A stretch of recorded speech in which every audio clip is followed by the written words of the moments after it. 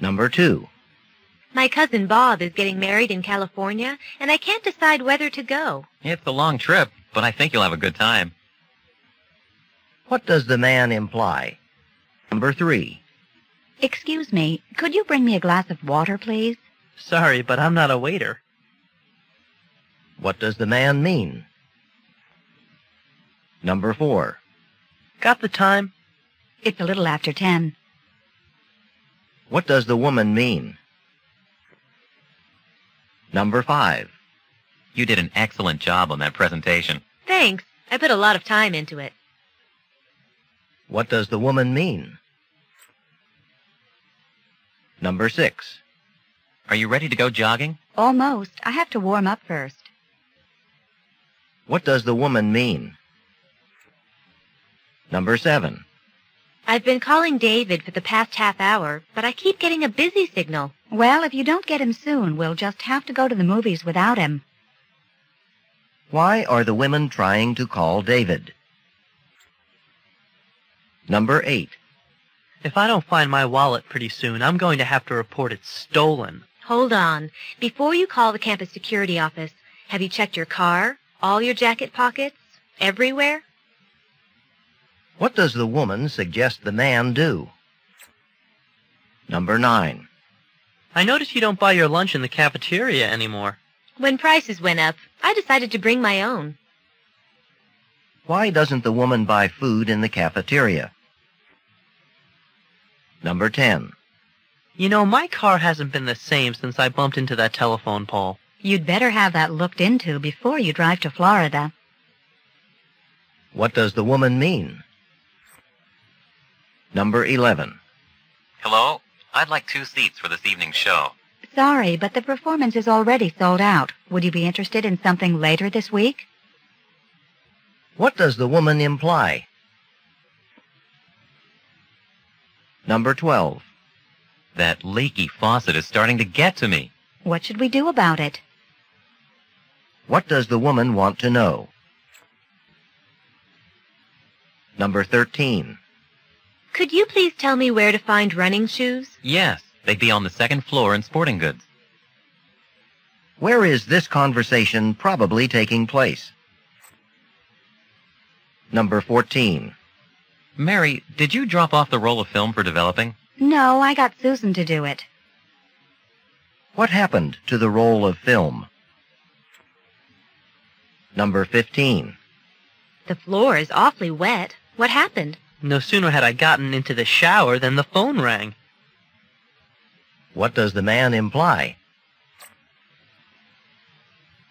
Number 16. Aren't you leaving tomorrow for vacation? All packed and ready to go? Not quite. I still have to stop by the drugstore and get my allergy prescription refilled. What does the man imply? Number 17. It's so mild today. Want to go for a bike ride after your last class? What's the latest we could start? My last class is a chem lab, and it often runs late. What does the woman mean? Number 18. I knew Laurie played the piano, but I didn't know she played the guitar. Neither did I. It seems she just picked it up on her own over the summer. What does the woman mean? Number 19.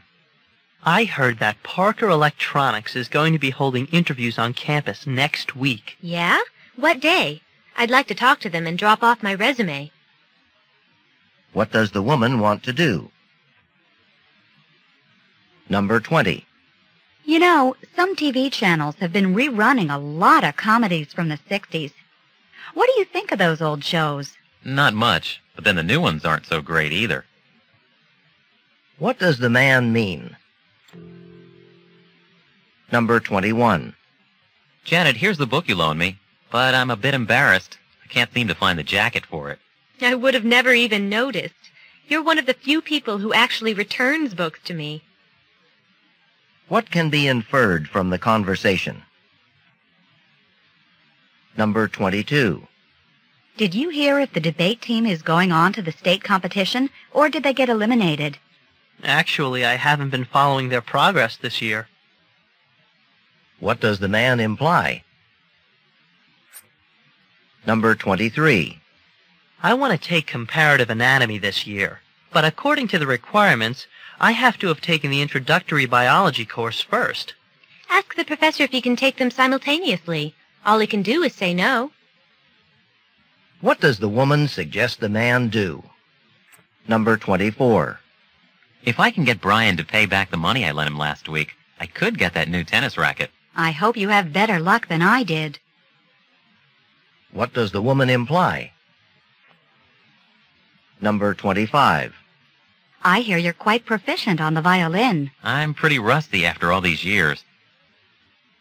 What does the man mean? Number 26.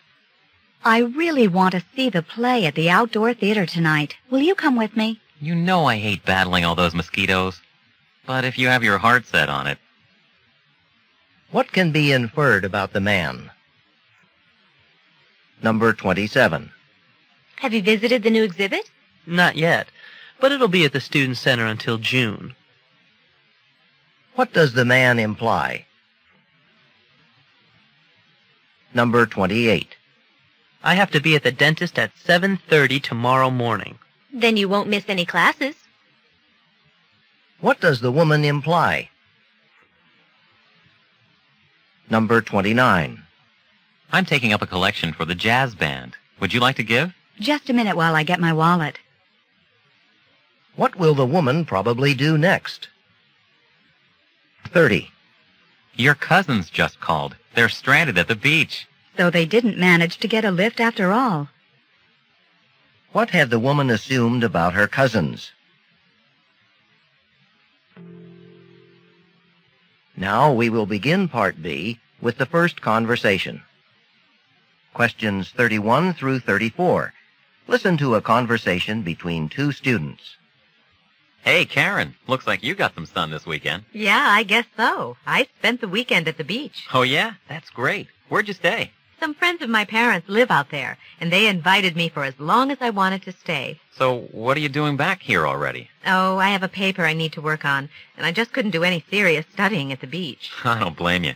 So what did you do out there? I mean, besides lie out in the sun, obviously. I jogged up and down the beach, and I played some volleyball. You know, I never realized how hard it is to run on sand. I couldn't even get through a whole game before I had to sit down. It's much easier to run in the wet sand near the water. Not to mention cooler. Did you go swimming? I wanted to, but they said the water isn't warm enough for that until a couple of months from now, so I just waded in up to my knees. It all sounds so relaxing. I wish I could get away to the beach like that. It looks like you could use it. Don't tell me you spent the weekend in the library again. Number 31. How did the woman spend last weekend? Number 32. Why did the woman come home so soon? Number 33. Why did the woman have to stop playing in the volleyball game? Number 34. Why didn't the woman go swimming? Questions 35 through 38.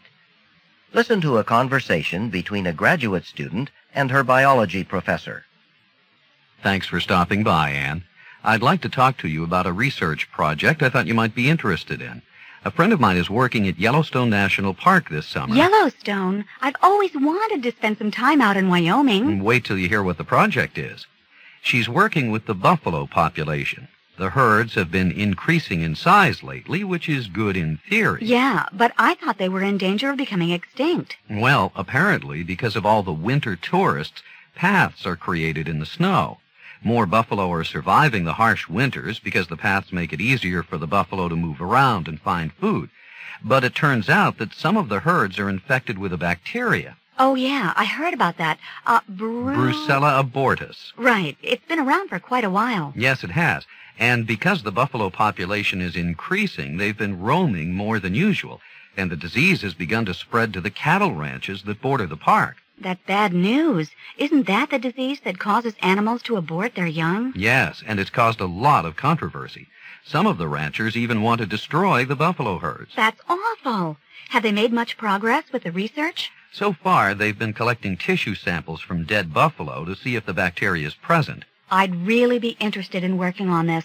You know I've been researching diseased animal populations. That's why I thought of you. I took the liberty of mentioning your name to my friend. She's hoping you'll be able to spend the whole summer out there. Well, I was going to work on my thesis a lot in July, but I'm sure my advisor wouldn't want me to pass up this opportunity.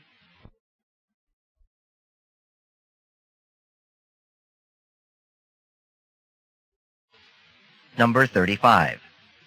What did the professor want to talk to Anne about? 36. According to the professor, why is the buffalo population increasing? Number 37. Why does the professor think Anne would be interested in going to Yellowstone? Number 38. How will Anne probably spend the summer? This is the end of Part B. Go talk. Questions 39 through 41. Listen to a talk given by a tour guide. Welcome to Everglades National Park. The Everglades is a watery plain covered with sawgrass that's home to numerous species of plants and wildlife. At 1.5 million acres, it's too big to see it all today. But this tour will offer you a good sampling.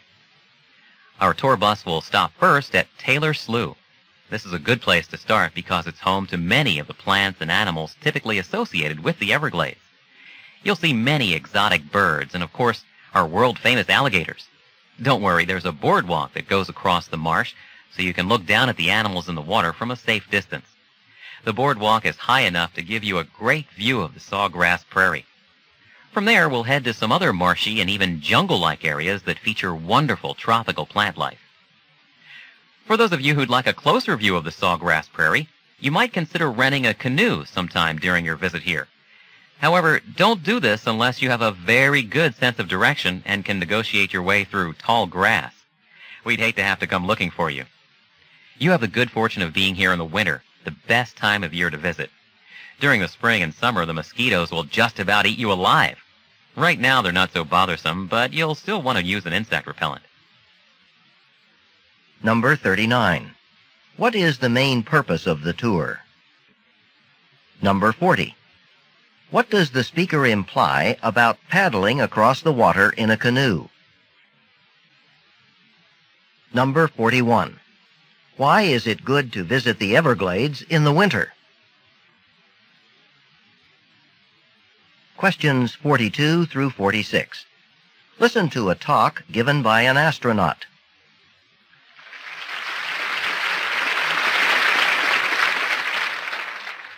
Thank you. It's great to see so many of you interested in this series on survival in outer space. Please excuse the cameras. We're being videotaped for the local TV stations. Tonight I'm going to talk about the most basic aspect of survival, the spacesuit. When most of you imagine an astronaut, that's probably the first thing that comes to mind, right? Well, without spacesuits, it would not be possible for us to outer space. Please excuse the cameras. We're being videotaped for the local TV stations. Tonight I'm going to talk about the most basic aspect of survival, the spacesuit. When most of you imagine an astronaut, that's probably the first thing that comes to mind, right? Well, without spacesuits, it would not be possible for us to survive in space. For example, outer space is a vacuum. There's no gravity or air pressure. Without protection, a body would explode. What's more, we'd cook in the sun or freeze in the shade, with temperatures ranging from a toasty 300 degrees above to a cool 300 degrees below 0 Fahrenheit. The spacesuit that NASA has developed is truly a marvel. This photo enlargement here is a life-size image of an actual spacesuit worn by astronauts on the last space shuttle mission. This part is the torso. It's made of 7 extremely durable layers. This thick insulation protects against temperature extremes and radiation. Next is what they call a bladder of oxygen. That's an inflatable sac filled with oxygen to simulate atmospheric pressure. This bladder presses against the body with the same force as the Earth's atmosphere at sea level. The innermost layers provide liquid cooling and ventilation. Despite all the layers, the suit is flexible, allowing free movement so we can work. Another really sophisticated part of the spacesuit is the helmet. I brought one along to show you. Can I have a volunteer come and demonstrate? Number 42. What is the speaker's main purpose? Number 43. What would cause an unprotected human body to explode in outer space? Number 44. Where is the bladder of oxygen located? Number 45. What does the speaker show the audience as she describes the main part of the spacesuit? Number 46. What will probably happen next? Questions 47 through 50. Listen to a talk about a program sponsored by a student organization. Good evening. My name is Pam Jones, and on behalf of the Modern Dance Club, I'd like to welcome you to tonight's program. The club is pleased to present the TV version of The Catherine Wheel, Twyla Tharp's rock ballet. This video version of the ballet has been even more successful with audiences than the original theater production. It includes some animation, slow motion, and stop-action freezes that really help the audience understand the dance. The title of the piece refers to St. Catherine, who died on a wheel in 307 A.D. Nowadays, a Catherine wheel is also a kind of firework. It looks something like a pinwheel. Anyway, the dance is certainly full of fireworks. You'll see how Twyla Tharp explores one family's attempt to confront the violence in modern life. The central symbol of the work is a pineapple, but exactly what it represents has always created a lot of controversy. As you watch, see if you can figure it out. The music for this piece is full of the rhythmic energy of rock music. It was composed by David Byrne of the rock band Talking Heads, and the lead dancer in this version was Sarah Rudner, who is perfectly suited to Tharp's adventurous choreography. Following the video, dance teacher Mary Parker will lead a discussion about the symbolism Miss Tharp used. We hope you can stay for that. So enjoy tonight's video, and thank you for your support. Number 47. What is the purpose of the talk?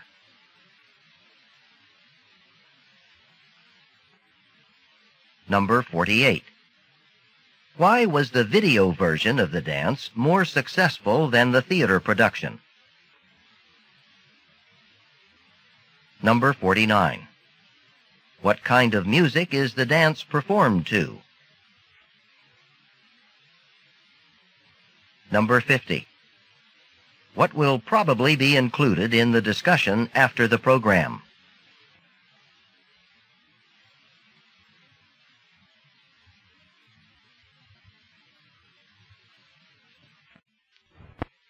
You know, the noise